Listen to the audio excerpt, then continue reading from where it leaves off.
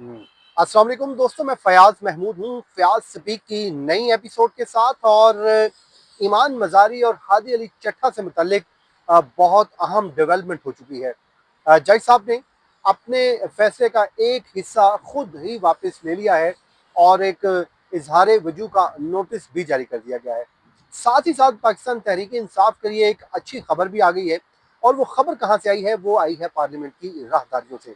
तो आज के इस वीलॉग में हम ईमान मज़ारी केस को भी डिस्कस करेंगे और इसका जो फ़ायदा होने जा रहा है उनको, वो भी आपको बताएंगे। और साथ ही साथ जो पाकिस्तान तहरीक इंसाफ से मुतल्लिक खबर है वो भी हम जानेंगे और वो हम लेंगे अपने जो साथी रिपोर्टर हैं वकास अहमद से, जो इस पूरे इशू को पहले दिन से कवर करते आ रहे थे। सबसे पहले तो दोस्तों आपको थोड़ा सा मैं बैकग्राउंड बता देता हूँ कि जब 24 जनवरी को एडिशनल डिस्ट्रिक्ट एंड सेशन जज, जिनके पास इंसदादे इलेक्ट्रॉनिक क्राइम एक्ट की अदालत का चार्ज है, उन्होंने ईमान अली और उसके अलावा ईमान मज़ारी और हादी अली चट्ठा को कॉन्विक्ट कर दिया था मुतनाज़ ट्वीट केस में। और उसी में ही उन्होंने अपने फैसले में एक पहरा लिख दिया और वो पहरा था 4 ममालिक से मुतल्लिक, जिनमें ईरान शामिल था, क्यूबा शामिल था, शाम और शुमाली कोरिया। बताया गया कि ये वो दहशतगर्द तंजीमें हैं, ये वो दहशतगर्द ममालिक हैं। और उसके अलावा जो पाकिस्तान का, उन्होंने कहा कि इन्होंने पाकिस्तान को बदनाम करने की कोशिश की, हालांकि पाकिस्तान का किसी भी सूरत ऐसे किसी भी कंट्री से कोई ताल्लुक नहीं बनता है। बहरहाल जनाब, उसका लुबेलबाब यही था जो मैंने आपको बता दिया है। और उसके बाद एक फैसला चला गया और उस पर एक बड़ा सख्त किस्म का रद्द अमल भी आया और उस पर ईरान ने बाज़ाब्ता तौर पर एहतजाज किया, जिसके बाद जब फॉरेन ऑफिस से इससे मुतालिक सवाल पूछा गया तो तर्जमान दफ्तर खारजा ने भी इजहार लाताल्लुकी कर दिया। उन्होंने कहा कि पाकिस्तान के इन ममालिक के साथ अच्छे ताल्लुकात हैं, तो हमारा उस फैसले से जो है कोई ताल्लुक नहीं है। और जो भी था उन्होंने इस पर वजाहत दे दी। अब हुआ इसमें कुछ यूं है कि जज साहब ने उस फैसले में तस्दीक कर दी है और उस पैरे को हज़फ कर दिया है और ये अदालती ज़राए हमें बता रहे हैं। अब सवाल ये होता है कि ज़ाब्ता फौजदारी की दफ़ा 369 के तहत ये उन्होंने इख्तियार इस्तेमाल किया है, जिसमें उन्होंने कहा कि जी इसमें ये टाइपो एरर था और स्टेनो की गलती थी, जिसकी वजह से ये पैरा शामिल हो गया था, उसको हमने वापस ले लिया है। लेकिन अब सवाल ये है, क्या कानूनी तौर पर यह वापस लिया जा सकता था? तो इसका जो माहिरीन कानून है जिनसे मेरी बात हुई, उन्होंने मुझे बताया कि ऐसा जज साहब के पास कोई इख्तियार नहीं था। टाइपो एरर में वो चीज़ें आती हैं कि सम टाइम किसी पार्टी का नाम गलत लिखा गया, सम टाइम FIR नंबर गलत लिखा गया, या कोई और छोटी मोटी मिस्टेक होगी। ये एक पूरा पैराग्राफ था और ये उनका इख्तियार नहीं बनता था, बल्कि और ऐसी कोई नज़ीर मिलती भी नहीं है। और ये इस्लामाबाद हाई कोर्ट में जब मामला जाना था, ये वहीं पर ही जाके इसको सेटल होना था, क्योंकि एपलेट फोरम वो है। अब इसका फायदा क्या होगा, तो इस पे मैंने कानूनी जो माहिरीन है उनकी राय ली, तो उन्होंने कहा कि इसका फायदा यकीनन जो कन्विक्टेड लोग हैं, ईमान मज़ारी और हादी अली चट्ठा, उनको अपील के स्टेज पे यकीनन फायदा होगा। एक तो फायदा ये होगा कि जज साहब ने जो फैसला दिया, उनको नोटिस में लाए बगैर खुद ही उसमें से एक पैरा हज़फ कर दिया और उसको सील इन्वेलप में सरममोर लिफाफे में इस्लामाबाद हाई कोर्ट को भिजवा दिया। असूली तौर पर वो कहते हैं कि अगर करना था तो उनको नोटिस किया जाता और ये इख्तियार जो है अपील जो होनी थी उसमें होना था, लेकिन उन्होंने कर दिया। और अल्टीमेटली इसमें फ़ायदा जो है वो ईमान मज़ारी और हादी अली चट्ठा को होगा, क्योंकि जो फैसले के ऊपर पहले ही बहुत सारे शकूक व शुबहात और सवालात उठाए जा रहे थे, जो सवालात थे मुसलसल उठ रहे थे, लेकिन आज किस ऑर्डर ने इस फैसले के ऊपर मजीद सवालात को जन्म दिया है। तो बहरहाल ये ईमान मज़ारी और हादी अली एडवोकेट जो है इस वक्त जेल में मौजूद हैं, उनके लिए तो एक ताज़ा हवा का झोंका है कि जज साहब ने अपने ही फैसले को जो टाइपो एरर करार दे के उसमें से एक पैरा निकाल दिया है और उसको हज़फ भी कर दिया है, चाहे उस पर ईरान का प्रोटेस्ट था या कुछ भी था। बहरहाल ये फैसला हो चुका है और उसकी दफ्तर खारजा ने भी उससे लाताल्लुकी का ऐलान कर दिया था और ये अब फैसला हो चुका है और उसको तब्दील किया जा चुका है। अब हम बढ़ते हैं अपनी अगली खबर की तरफ, वो है पाकिस्तान तहरीक इंसाफ की। वकास आपका बहुत शुक्रिया। थोड़ा सा लंबा हो गया क्योंकि वो एक इशू लोगों को समझाना मकसूद था। पाकिस्तान तहरीक इंसाफ को आज क्या एक रिलीफ मिला है और क्या कोई हवाओं का रुख तब्दील हुआ है, हुआ क्या है? देखिए, फ़याज़, बात ये होती है कि बाज़ गलतियाँ ऐसी की जाती हैं जो नज़र आने में तो लोग कहते हैं हमारा नुकसान है, लेकिन हकीकत में जो कुछ फ़ायदा होता है। लेकिन ऐसी ही कुछ गलती आज पाकिस्तान तहरीक इंसाफ की जानिब से की गई। और अब لوگ یہ کہہ رہے ہیں کہ یہ غلطی جان بوجھ کر جو وہ کی گئی.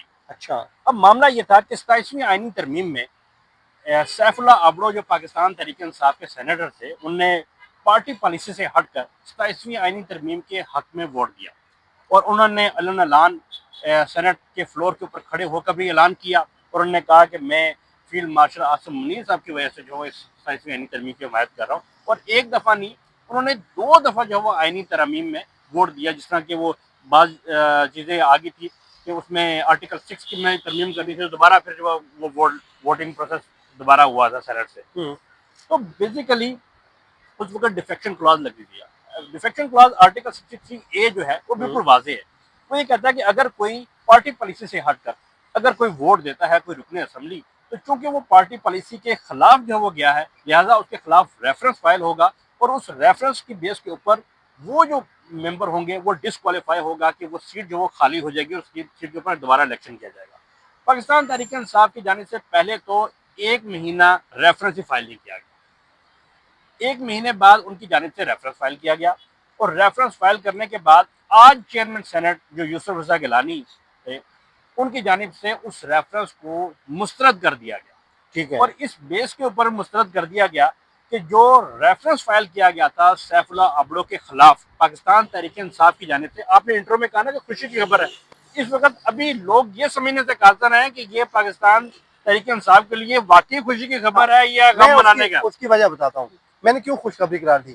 کیونکہ جو حالات چل رہے ہیں نا، یہ ایک کم از کم بندہ کسی نہ کسی طریقے ابھی ان کے کاغذوں میں انہی کا ہے، ابھی اڑی گیا، اور اگر الیکشن ہوئے تو پتہ لگنا ہے کہ یہ بھی سیٹ گئی. یہ بھی سیٹ کی.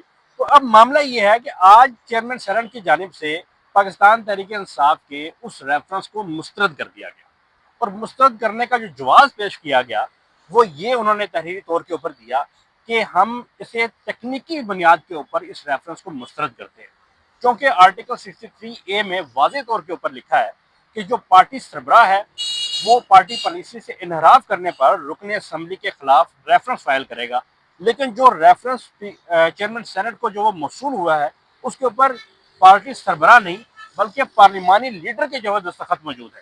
ٹھیک ہے. تو اس تکنیکی بنیاد پر وہ ریفرنس جو ہے مسترد کر دیا گیا ہے. اب بات یہ یہاں پر آتی ہے کہ الیکشن کمیشن کی جانب سے ابھی ایک فیصلہ دیا گیا، اور الیکشن کمیشن کی جانب سے فیصلہ یہ دیا گیا ابھی ریسنٹلی آیا کہ الیکشن کمیشن جو چیئرمین پاکستان تحریک انصاف ہیں بیرسٹر گوہر، ان کی جانب سے کہا گیا کہ ہمیں مخصوص نشستوں کے حوالے سے جو وہ ہمیں دی جائے.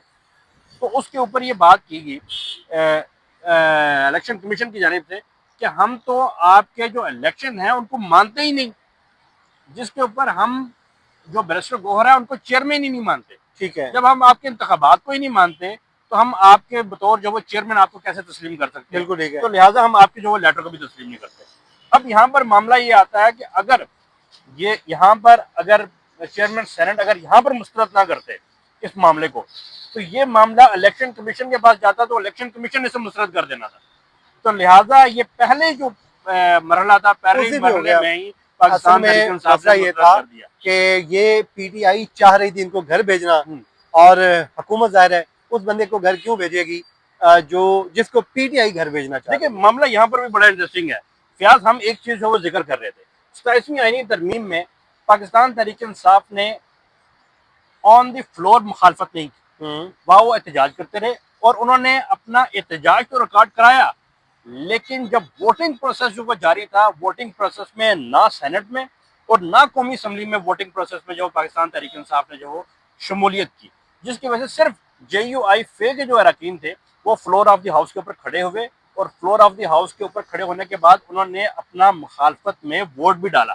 ٹھیک ہے. لیکن پاکستان تحریک انصاف نے ووٹ نہیں ڈالا، ظاہر ہے بائیک آؤٹ کر دیا، انہوں نے بائیک آؤٹ کر دیا تھا. تو اس وقت بھی یہ چہمگوئیاں چل رہی تھی کہ اگر پاکستان تحریک انصاف اگر واقعی اس آئینی ترمیم کے مخالف ہے تو اس سے جو وہ آن دی فلور اپنا احتجاج کے ساتھ اپنا ووٹ مخالفت بھی عام الفاظ میں کہا جاتا ہے جب کوئی واک آؤٹ کیا جاتا ہے وہ ایک طرح کی خاموش حمایت ہوتی ہے. خاموش حمایت ہوتی ہے. تو یہ بھی اب چہمگوئیاں چل رہی ہیں، یہ بھی اب تاثرات جو وہ چل رہے ہیں کہ شاید کی بات ہے اسی وجہ سے ہی یہ ان کی پراپر مینجمنٹ کی مینج تھے، اس لیے وہ کیا گیا کہ آج جو انہوں نے سب کچھ جانتے بوجھے. حالانکہ اگر ان کے پارلیمانی لیڈر کی بات کریں تو بیرسٹر علی ظفر بہت منجے ہوئے جو وہ سیاست دان بھی ہیں اور اس کے ساتھ ساتھ قانون دان بھی ہیں. کہ ان کی موجودگی میں اتنی بڑی غلطی جو وہ کیسے پاکستان تحریک انصاف کر سکتی ہے کہ بجائے پارلیمانی اس حوالے سے میری ایک دفعہ پاکستان تحریک انصاف کے ایک بڑے اہم رہنما سے بات ہوئی اور وہ کچھ تحفظات کا اظہار کر رہے تھے. وہ کہتے تھے کہ اس ٹائم جو پارٹی کے لیڈرشپ ہے نا کہیں وہ اتنی خوفزدہ ہے کہ اور وہ خوفزدہ کن سے اپنے سوشل میڈیا سیل سے. وہ کہتے ہیں کہ ہم کوئی بات کرتے ہیں اور اس بات کا ایسا بتنگڑ بنا دیا جاتا ہے. نہ تو ہم بائیکاٹ کے حق میں تھے وہ کہتے ہیں, نہ ہم کسی بھی فورم پہ جا کے پیچھے ہٹنے کے حق میں تھے. ہم کہتے تھے سسٹم کے اندر رہ کے فائٹ کریں تاکہ جو آپ اپنی آواز ہے وہ تو پہنچائیں. لیکن کہتے ہیں کہ یہاں پہ لوگ اب بیچارے ڈرتے ہوئے بات نہیں کرتے کیونکہ ان کا جو باہر بیٹھے سوشل میڈیا کے لوگ ہیں وہ اتنی ان کی جئی تئی پھیرتے ہیں کہ ان کو پیچھے ہٹنا پڑتا ہے. تو شاید یہی وجہ ہے کہ ہم سے جو مسلسل جو گاڑی ہے وہ چھوٹ رہی ہے. سوشل میڈیا آج بھی جو وہ سوالات اٹھا رہا ہے سوالات اٹھا رہا ہے کہ آپ نے کیسے جو وہ ایک پارلیمانی لیڈر کے جو دستخط کے ساتھ جو ریفرنس بھجوا دیا. چلیں جناب, اب یہ کس کے لیے اچھی خبر ہے کس کے لیے بری خبر ہے یہ آپ اس کا فیصلہ آپ کریں گے. مجھے اور وقاص کو اجازت دیجیے. اللہ حافظ.